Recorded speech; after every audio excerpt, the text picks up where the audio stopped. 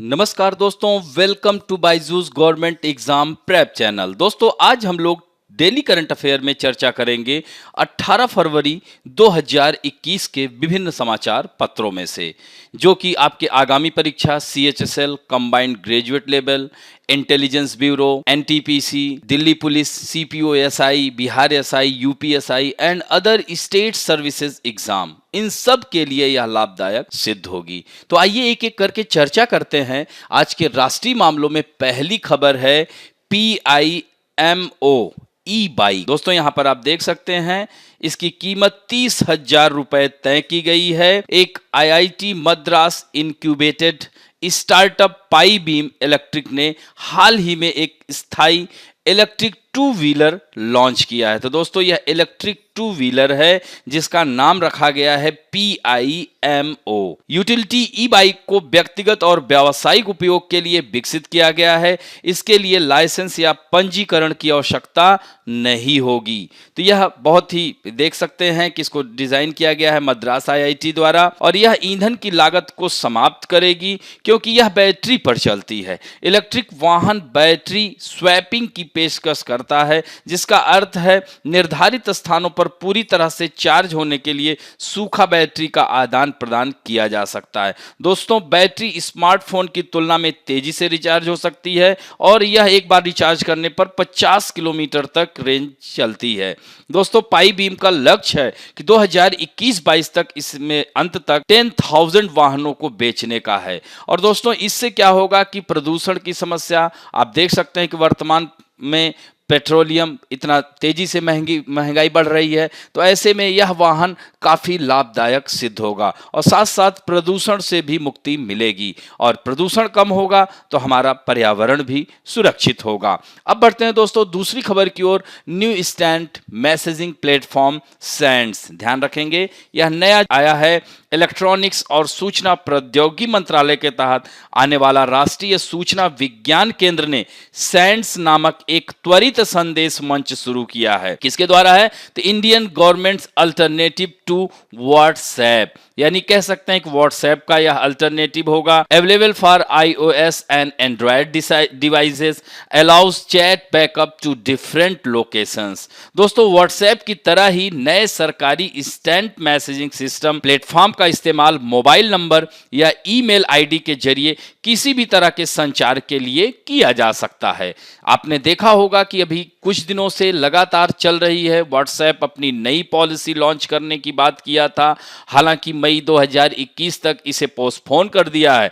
लेकिन दोस्तों यहाँ इसमें व्हाट्सएप से हमारी निजता का अधिकार भी सुरक्षित नहीं माना जा रहा है। ऐसे में देश अपने लिए खुद का यह व्यवस्था बना रहा है, तो जिसका नाम क्या रखा गया है? सैंड। और सरकार द्वारा कोविड-19 के प्रसार को लागू करने के लिए लगाए गए राष्ट्रव्यापी लॉकडाउन के बाद लोगों द्वारा घर से काम करने के लिए सुरक्षित संचार सुनिश्चित करने के लिए एक घर निर्मित संदेश मंच बनाने की, यानी कह सकते हैं कि nation wide lockdown impose to contain to the spread of कोविड-19 the need to build a home grown messaging platform, तो और वो बन गया है। तो सैंड्स ऐप भारत निर्मित सॉफ्टवेयर के उपयोग को प्रोत्साहित करने के लिए सरकार की रणनीति का एक हिस्सा भी है। और दोस्तों इस तरह से आत्मनिर्भर भारत की कड़ी में एक और बिंदु जुड़ जाता है।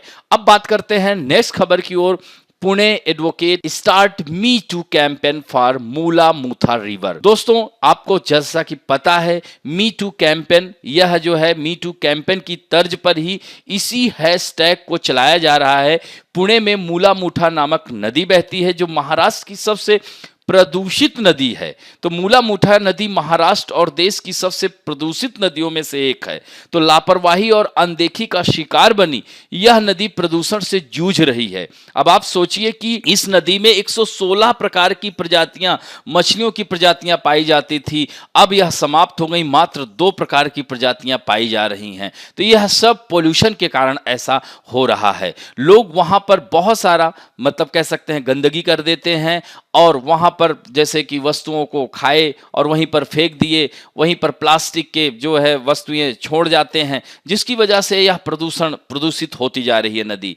तो इस तरह से इस स्थिति को गंभीरता को समझते हुए एक एडवोकेट ने कदम उठाया है। उन्होंने सोशल मीडिया और कानून का फायदा लेते हुए नदी को बचाने की मुहिम छेड़ी है। उन्होंने कुछ दिन पहले ही आपने देखा होगा मी टू कैंपेन का सहारा जिस लोगों ने लिया, जैसे कि कार्य क्षेत्र में महिलाओं का उत्पीड़न होता है, तो उसी के तहत बहुत सारे सेलिब्रिटीज इस मी टू कैंपेन के तहत आए। लेकिन इस मी टू कैंपेन को, यानी ये एडवोकेट साहब जो हैं, वकील साहब, इन्होंने इसको नदी को, यानी इस नदी को सुरक्षित करने के लिए, प्रदूषण से बचाने के लिए इस हैशटैग का प्रयोग किया है। यानी बिना ट्रीटमेंट के नदी में सीवेज और इंडस्ट्रियल वेस्ट को फेंक दिया जाता है। इससे नदी में एंटीबायोटिक रेजिस्टेंस बैक्टीरिया बढ़ता जा रहा है।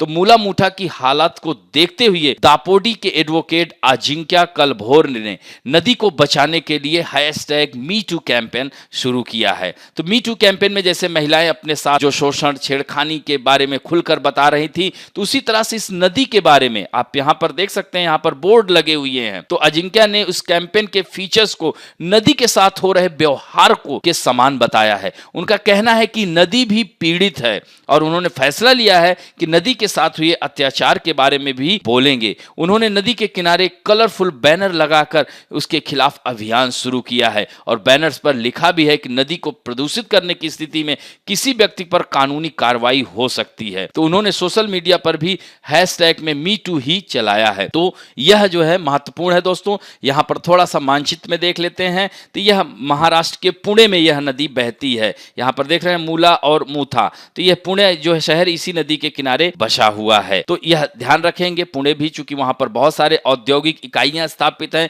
जिसकी वजह से यह नदी पूरी तरह से प्रदूषित हो गई है। तो आप लोगों को ज्योग्राफिकल पॉइंट ऑफ व्यू से देखना है कि मूला मूथा नदी कहां बहती है, तो किस राज्य में बहती है या किस जिले में राज्य के बहती है, तो यह भी ध्यान रखना है। अब बढ़ते हैं दोस्तों अंतरराष्ट्रीय मामलों में। जो महत्वपूर्ण खबर है, India join Iran Russia novel war exercise in Indian ocean. तो दोस्तों जैसा कि आपको पता है कि भारत का हिंद महासागर में जो उपस्थिति है सबसे महत्वपूर्ण मानी जाती है। यही है कि विश्व के सभी देश भारत के साथ संबंधों को और प्रगाढ़ बनाते हुए हिंद महासागर पर अपनी नजर बनाए हुए हैं। आप देख सकते हैं यह तीन ओर से, यानी 7516.6 किलोमीटर, यानी 7516.6 किलोमीटर की जो यह हमारी कोस्टल लाइन है, और यह तीनों ओर से कह सकते हैं हिंद महासागर की ओर भारत देखता है। तो ऐसे में हिंद महासागर, जिसे रत्न गर्भा कहा जाता है, यानी जियोपॉलिटिक्स ऑफ इंडियन ओशियन में अगर देखा जाए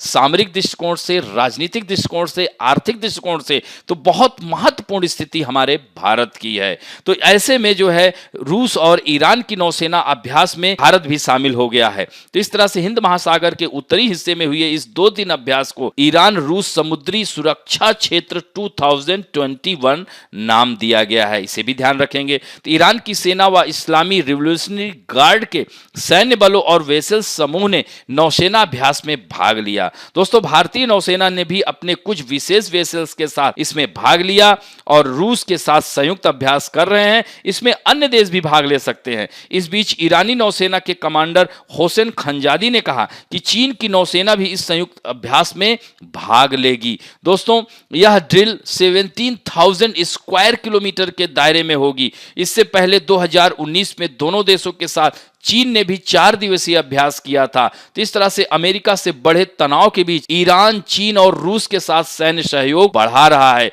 इसके साथ साथ भारत का भी इसमें शामिल होना अमेरिका के लिए थोड़ी दिक्कत होगी। अब बढ़ते हैं दोस्तों, cabinet approves comprehensive economic cooperation and partnership agreement with Mauritius. दोस्तों बहुत ही सुंदर देश है, आइलैंड कंट्री है, इसकी राजधानी पोर्ट लुइस है। मॉरिशस की कैपिटल क्या है? पोर्ट लुइस है। तो कैबिनेट ने भारत और मॉरिशस के बीच व्यापक आर्थिक सहयोग और साझेदारी समझौते को मंजूरी दे दी है और इसकी अध्यक्षता किसने किया? हमारे देश के प्रधानमंत्री नरेंद्र मोदी जी ने। तो इनकी अध्यक्षता में भारत और मॉरिशस के बीच व्यापक आर्थिक सहयोग और साझेदारी समझौते पर हस्ताक्षर किए जाने की मंजूरी दे दी गई है। तो भारत मॉरिशस CECPA यानी कह सकते हैं कि यह पहला व्यापार समझौता होगा किसी अफ्रीकी देश से। यहां भी प्रश्न बन सकता है कि भारत ने अभी हाल ही में किस अफ्रीकी देश से सबसे पहले CECPA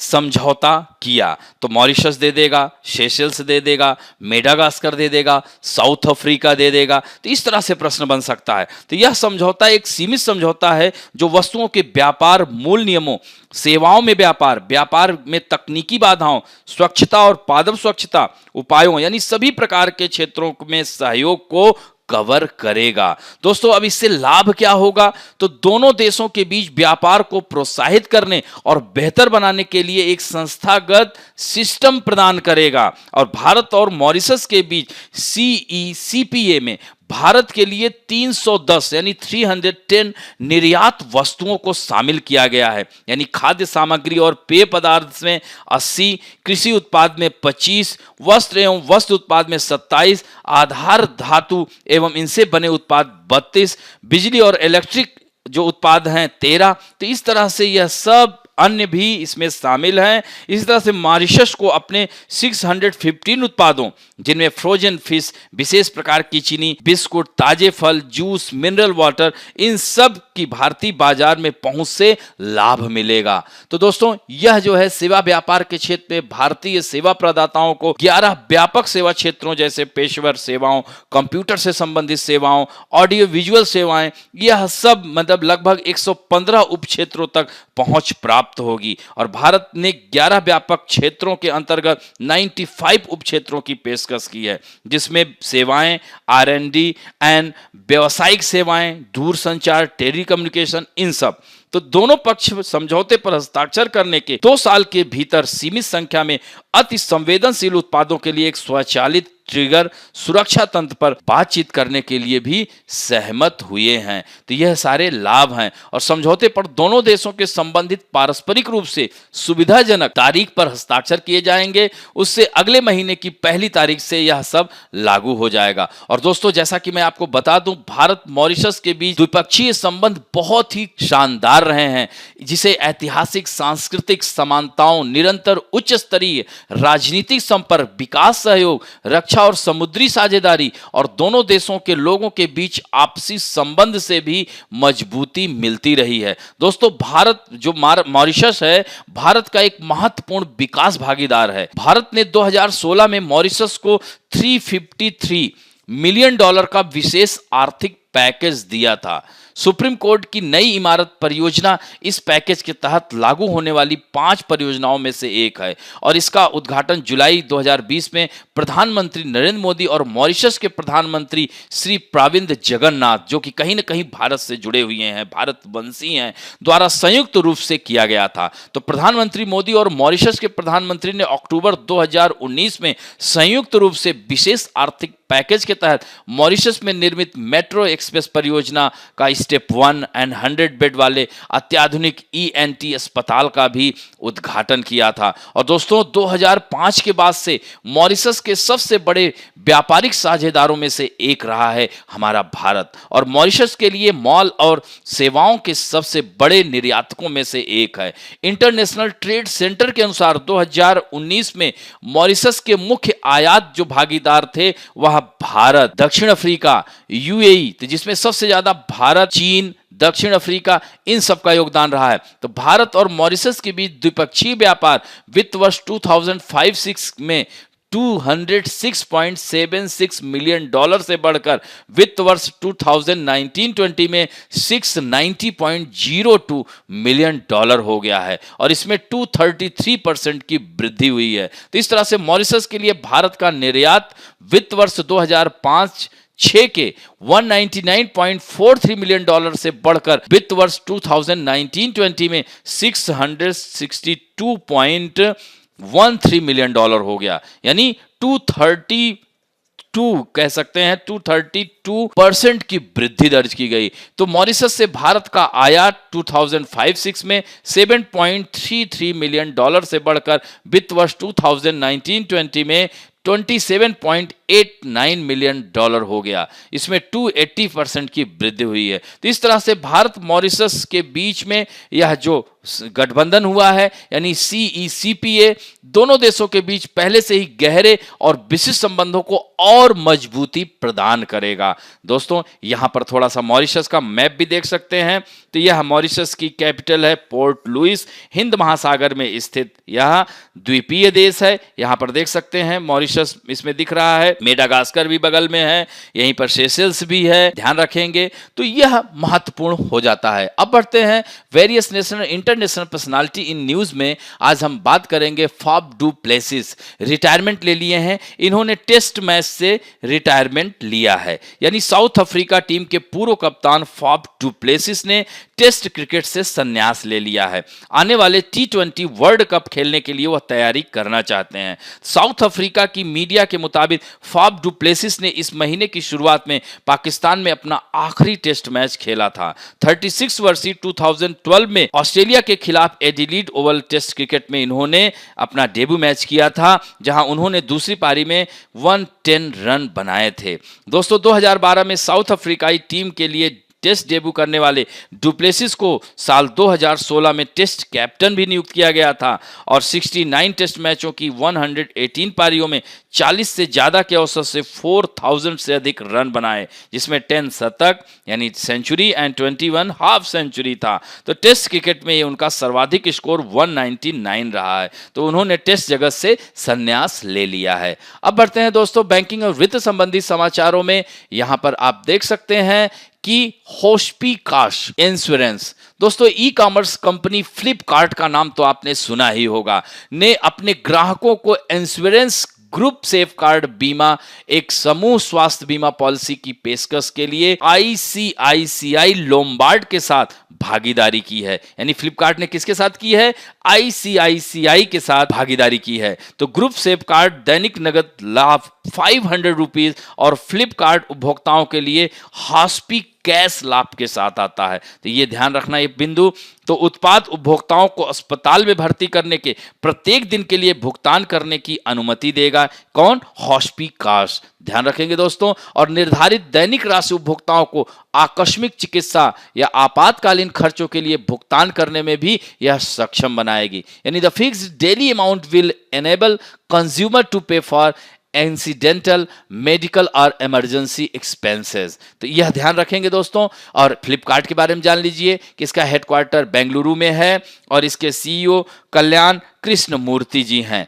इसी में ICICI लोम्बार्ड के बारे में जान लीजिए कि इसका हेडक्वार्टर मुंबई में है और यह जो है 2001 में स्थापित की गई थी। भार्गव दास गुप्ता इसके चेयरमैन हैं या CEO हैं, ध्यान रखेंगे। अब बढ़ते हैं पुस्तकें पुरस्कारों में। दोस्तों आज हम कलिंगा अवार्ड के बारे में बात करेंगे। तो कलिंगा पुरस्कार विज्ञान संचार के क्षेत्र में बड़े योगदान के लिए दिया जाता है। ऐसा काम जो आम लोगों की समझ में विज्ञान को आसान कर सके, विज्ञान संचार के अंतर्गत यह आता है। यानी विजेता को 10,000 स्टर्लिंग पाउंड और यूनेस्को का अल्बर्ट आइंस्टीन रजत पदक प्रदान किया जाता है। अब विजेता को रुचि राम साहनी चेयर भी प्रदान की जाती है, जिसे भारत सरकार ने कलिंगा पुरस्कार की 50वीं जयंती पर संकल्पित किया था। और दोस्तों यह एवरी 2 ईयर यानी द्विवार्षिक यह पुरस्कार है। विश्व विज्ञान दिवस 10 नवंबर को मनाया जाता है, उसी दिन यह दिया जाता है। और दोस्तों उड़ीसा के भूतपूर्व मुख्यमंत्री बीजू पटनायक ने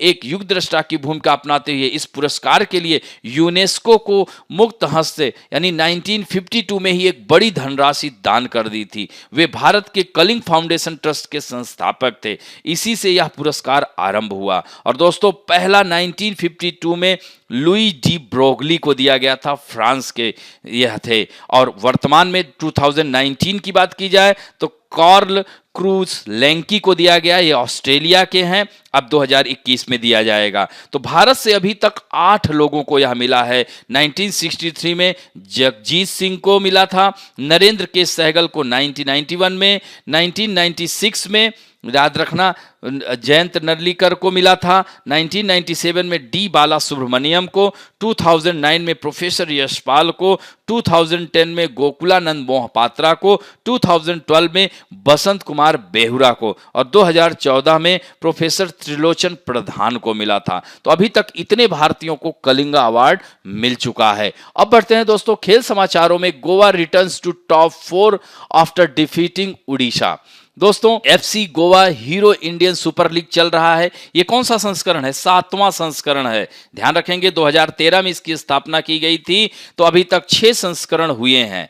तो यहां पर आप देख सकते हैं कि 7वां संस्करण जो हो रहा है, तो इसमें अंक तालिका में एक बार शीर्ष 4 में आ गया है कौन?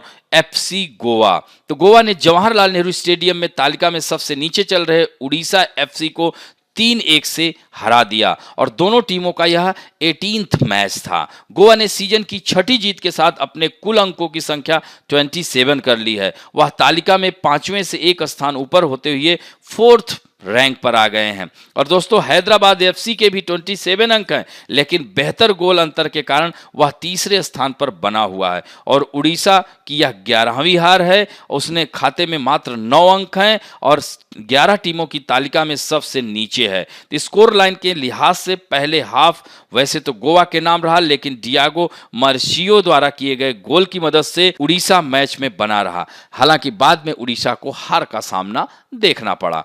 अब बढ़ते हैं दोस्तों, let us talk about some important fact में। आज हम नॉर्थ ईस्ट की चर्चा कर रहे हैं। अरुणाचल प्रदेश हो गया, हम लोगों ने चर्चा कर लिया, नागालैंड हो गया। आज हम बात करेंगे मणिपुर की। जैसे यहाँ पर देखेंगे अरुणाचल प्रदेश, नागालैंड, मणिपुर। कल हम मिजोरम के बारे में चर्चा करेंगे। इसी तरह से एक एक स्टेट के बारे में हम बात करेंगे। दोस्तों मणिपुर बहुत ही खूबसूरत राज्य है। तो मणिपुर का मतलब ही होता है मणियों व आभूषणों की धरती से है। इसे भारत का गहना कहा जाता है। दोस्तों यह मणिपुर अपने अद्भुत सुंदरता के कारण कश्मीर के बाद दूसरा सबसे बड़ा पर्यटकों के आकर्षण का केंद्र बनता जा रहा है। दोस्तों तो इस तरह से आप देख सकते हैं कि मणिपुर के लोगों में, अब जैसे मणिपुर का जो गठन हुआ था 1972 में हुआ था। इसकी कैपिटल इम्फाल है। यहाँ की लैंग्वेज मणिपुरी है। इसका एरिया है 22,327 और अकॉर्डिंग टू 2011 सेंसस 2.72 करोड़ इसकी जनसंख्या है। यहाँ का पॉपुलेशन डेंसिटी 128 है।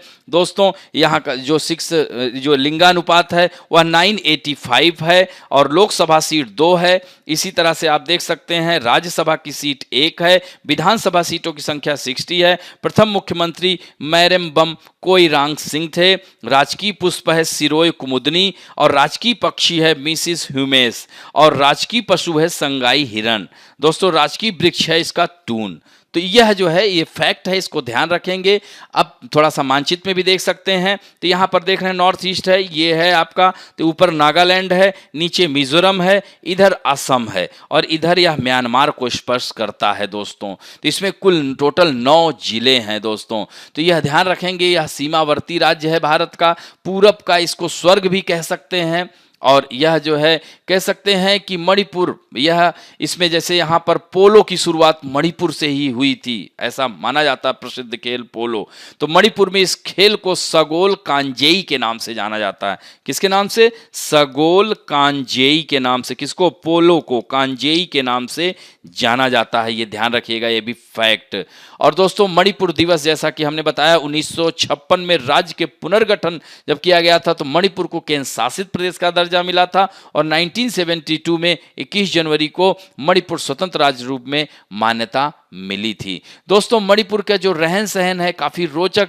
मणिपुर राज्य के मूल निवासी मितई जनजाति के लोग कहलाते हैं। दोस्तों मणिपुर की जो वेशभूषा है पारंपरिक रूप से, जहां पुरुष वर्ग सफेद रंग की धोती और कुर्ता पहनते हैं, वहीं औरतें एक खास प्रकार के डिजाइन किए गए वस्त्र पहनती हैं। इसे इनाफी कहते हैं। ये भी फैक्ट याद रखना, वहां की औरतों का जो वस्त्र है ये ध्यान रखेंगे। तो इस तरह से मणिपुर जो है राज्य को मैदानी व पहाड़ी 2 क्षेत्रों में बांटा जा सकता है। 90% क्षेत्र पहाड़ियों और घने जंगलों से यह आच्छादित है। दोस्तों सड़क और रेल मार्ग द्वारा भी आसानी से यहाँ पहुंचा जा सकता है। हालांकि विदेशी पर्यटकों को मणिपुर में भ्रमण के लिए मिनिस्ट्री ऑफ फॉरेन अफेयर्स से आज्ञा लेनी पड़ती है। और दोस्तों हस्तशिल्प विश्व भर में यहाँ का प्रसिद्ध है। हैंडलूम भी मणिपुर राज्य के कुटीर उद्योग के अंतर्गत आता है और खूबसूरत शहर इसके इसकी जो है भाषा मैंने बताया ही मणिपुरी है, क्योंकि मणिपुरी भाषा की लिखाई बांग्ला भाषा की लिपि में होती है, तो मणिपुरी भाषा की अपनी कोई लिपि नहीं है, तो यहाँ लोग बांग्ला भी लिख पढ़ लेते हैं। और दोस्तों यहाँ पर कई धर्मों का, खासकर हिंदू धर्म, क्रिश्चियन धर्म, यह सभी धर्म यहाँ पाए जाते हैं। दोस्तों यहाँ का जो शास्त्रीय नृत्य है वह है मणिपुरी, यह ध्यान रखेंगे। यहाँ पर ये सारे फैक्ट हमने बता दिया। तो मणिपुरी नृत्य है, 18वीं शताब्दी में इसका विकास हुआ था। इसके अलावा यहाँ पर थाबल चौबा नृत्य है, राधा कृष्ण के दिव्य प्रेम पर रचा गया रासलीला भी है, ध्यान रखेंगे। और मणिपुर का जो खास व्यंजन है चाम थोंग इसको कहते हैं। और यहाँ के लोगों का मुख्य भोजन मछली और चावल, भात कहते हैं। तो मछली का खास व्यंजन जो नगा थोंगबा के नाम से प्रसिद्ध है, मणिपुरी लोगों का यह प्रिय भोजन है। और दोस्तों यहाँ पर त्योहार होली जो है मणिपुर का मुख्य त्योहार है। इसे मणिपुर में याशो सांग यानी डोल यात्रा के नाम से जाना जाता है। इसके अलावा भी यहाँ पर जो त्योहार हैं याद रखना, लाई हरोबा, कांग, इसमें रथ यात्रा होती है, कुट, हिकरू, हिंडोंगबा, निंगोल चकोबा, चुम्फा, गंग नगाई, क्वाक यात्रा जिसमें दशहरे में होती है। तो ये भी पॉइंट बहुत ही महत्वपूर्ण है दोस्तों। और केबुल लामजाओ विश्व का एकमात्र तैरता हुआ राष्ट्रीय उद्यान मणिपुर में ही स्थित है। यहाँ पर लुप्त प्राय संगाई हिरण आपको मिल जाएंगे। तो 1977 में इसे राष्ट्रीय उद्यान की सूची में डाला गया था। लोकटक झील पर स्थित है, फ्लोटिंग नेशनल पार्क है दोस्तों। और मणिपुर में कुल 9 जिले हैं। राज्य की जनसंख्या की दृष्टि से सबसे बड़ा जिला इम्फाल वेस्ट है और क्षेत्रफल की दृष्टि से चूड़ा चांद डिस्ट्रिक्ट है दोस्तों। तो ये सारे जिलों के नाम हैं, इम्फाल वेस्ट, ईस्ट, चंडेल, उखरुल, सेनापति। यहीं सेनापति में ही जूको घाटी है जो कि कोहिमा से लगती है। और दोस्तों मुख्यमंत्री एन बीरेन सिंह हैं, नजमा हेपतुल्ला यहाँ की राज्यपाल हैं। अब आते हैं आप लोगों के सेक्शन में, अभ्यास सत्र में, जो कि बहुत ही अच्छा उत्तर दे रहे हैं। आज उत्तर देने वालों में मोनी गुप्ता, मधु आशुतोष, शर्मिष्ठा सेन, राजरतन सिंह, मिली, दीप सिंह, काशवी खन्ना, सुदीक्षा सालियान, सूरज उपाध्याय, आदित्य कुशवाहा, संदीप यादव, नीरज हिमता, हितेश स्वामी, राजेश कुमार, खेतेश मंसूरिया, सौरभ चौधरी, सीमा गोगिया, प्रवीण पाटले और सुमन कुमार जी ने प्रश्न भी पूछा है कि क्या पूरे देश में उत्तराखंड के समान सिंगल यूज प्लास्टिक बैन करना संभव है और कहां तक सार्थक निर्णय होगा। देखिए ये बहुत ही अच्छा प्रश्न आपने किया है। संभव है लेकिन स्टेप बाय स्टेप, क्योंकि आप देख सकते हैं कि प्लास्टिक का आज हमारे जीवन में कितना महत्वपूर्ण कह सकते हैं कि योगदान है। अब आप दूध की थैली भी लेने जाते हो तो प्लास्टिक थैली में मिलता है। तो हालांकि जैसे कि 1998 में 1998 से सिक्किम राज्य ने इसको अपनाया और धीरे धीरे करते करते जाकर के 2016 में वह पूरी तरह से बैन कर पाया।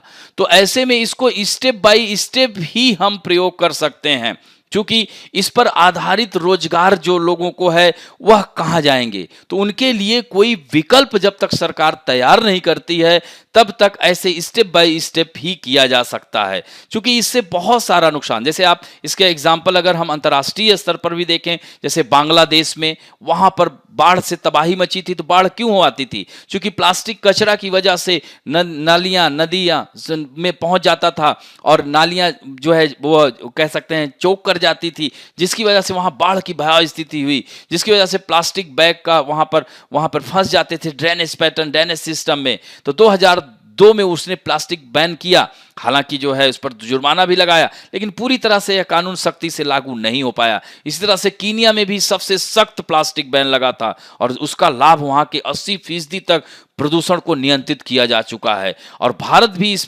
क्षेत्र में है। भारत 2 अक्टूबर से प्लास्टिक बैग डिस्पोजल पर बैन लगाने की घोषणा कर ही दिया था, लेकिन इसे स्टेप बाय स्टेप ही करेंगे तभी बात बनेगी, ये ध्यान रखेंगे। चूंकि हालांकि इसका बहुत ज्यादा हमारे पर्यावरण और प्रदूषण में बहुत, चूंकि जैसे कि आप देख सकते हैं कि एक प्लास्टिक का जो सामान है उसको नष्ट होने में 100 वर्ष लग जाते हैं। तो यानी कि यह हमारी जैसे हमारी भूपरपट्टी है, हमारी क्रस्ट है, उसके ऊपर अगर ये फैल जाएगा तो वर्षा का पानी पोरोसिटी के द्वारा, सांद्रता के द्वारा अंडरग्राउंड में जाता है, तो अंडरग्राउंड वाटर नहीं जाएगा, तो जिसकी वजह से बाढ़ की समस्या होगी। और यह जो प्लास्टिक के कचरे जाकर के नदी नालियों में फंस जाते हैं, उससे बहुत ही स्थिति विपरीत हो जाती है। आप देखिए बड़े बड़े शहरों में, दिल्ली हुआ या मुंबई हुआ, बारिश होती है, पूरा तैरने लगता है दिल्ली। तो ये सब क्या है, इन सब के यही साइड इफेक्ट हैं। और दोस्तों सबसे ज्यादा प्लास्टिक का जो हम लोग उपयोग करके फेंक देते हैं, जानवर उसे खा लेते हैं, उनकी शरीर में जो है वो विकास मतलब शरीर में फैल जाता है, जिसकी वजह से रोग हो जाता है।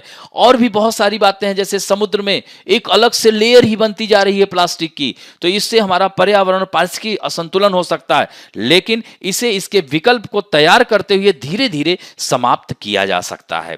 तो समझ में आई बात। अब हम लोग आते हैं प्रश्न में। पाई बीम इलेक्ट्रिक द्वारा लॉन्च किए गए टिकाऊ इलेक्ट्रिक दोपहिया वाहन का नाम क्या है? PIMO, ध्यान रखेंगे, PIMO या PIMO इसको कह सकते हैं, ऐसे बोल सकते हैं, PIMO भी बोल सकते हैं, ध्यान रखना। दूसरा है MIMO, SIMO या लारटेक, तो इसमें से बताना है। दूसरा प्रश्न है, द नेशनल इंफॉर्मेटिक्स सेंटर द्वारा शुरू किए गए नवीनतम इंस्टेंट मैसेजिंग प्लेटफॉर्म का नाम क्या है? साफिट, सैंड्स, जॉनसेड या किस्तम? नेक्स्ट क्वेश्चन है, मूलामुथा नदी किस शहर में बहती है? दिल्ली, पुणे, भोपाल या मुंबई?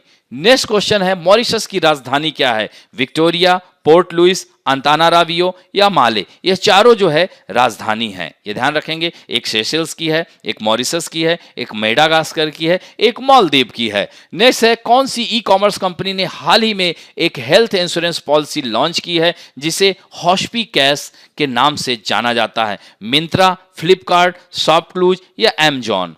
नेक्स्ट क्वेश्चन है, कौन सा संगठन कलिंग पुरस्कार प्रदान करता है? यूनिसेफ, यूनेस्को, वर्ल्ड बैंक या World Food Programme?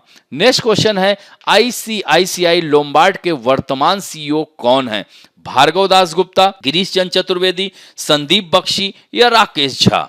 Next question है, निम्न में से किस प्रथम भारतीय को कलिंग पुरस्कार मिला था? जगजीत सिंह, नरेंद्र के सहगल, जयंत नरलीकर या डी बाला सुब्रमण्यम? दोस्तों इन चारों लोगों को मिला है, लेकिन सबसे पहला किसे मिला था? 1963 में मिला था। इतना क्लू आपको दे रहा हूं। नेक्स्ट है दोस्तों, मणिपुर की राजधानी क्या है? कोहिमा, इम्फाल, दिसपुर या शिलोंग? नेक्स्ट है, केबुल लामजाओ राष्ट्रीय उद्यान कहां स्थित है? नागालैंड में, त्रिपुरा में, असम में या मणिपुर में? दोस्तों यह विश्व का एकमात्र तैरता हुआ राष्ट्रीय उद्यान है, लोकटक झील पर स्थित है। तो इन 10 प्रश्न के उत्तर शीघ्र दीजिएगा। आशा करता हूं कि आज का वीडियो आप लोगों को अच्छा लगेगा। अगर दोस्तों अच्छा लगे तो प्लीज लाइक, शेयर, सब्सक्राइब करना ना भूलें। थैंक यू दोस्तों।